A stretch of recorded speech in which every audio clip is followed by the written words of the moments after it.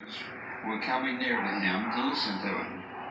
Both the Pharisees and the scribes began to grumble, saying, "This man receives sinners and eats with them."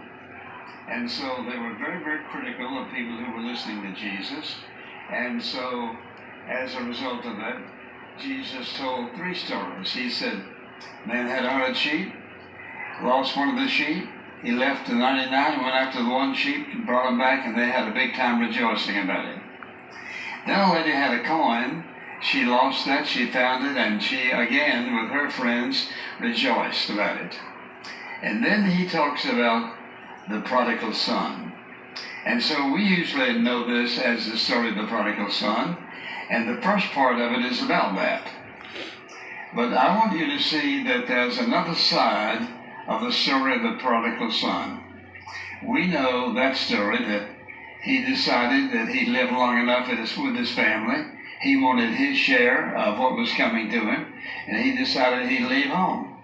He left home, and the Bible says very clearly that he wasted his substance with riotous living, and when he had spent everything, a severe famine occurred in the land, and he was impoverished, and he ended up in a hog pen and eating hog food, pods they called them.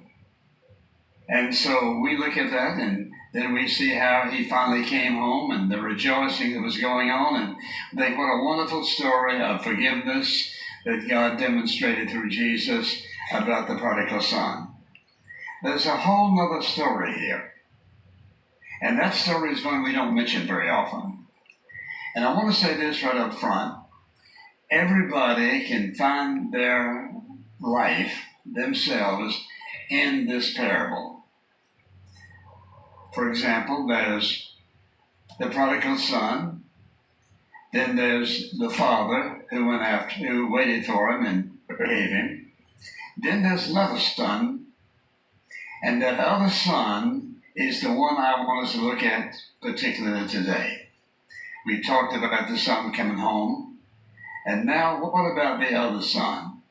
I want you to ask yourself the question, which one of these characters best describes you? Loving father, wayward son, or the son who did not leave home but stayed there? So look at it for a moment. And as I think about that, I think about what happens here, beginning in the 25th verse. Now the oldest son was in the field, and when he came and approached the house, he heard music and dancing. So think about this. The party's on. Nobody has invited him. He just came and found out the party was going on. What in the world's going on?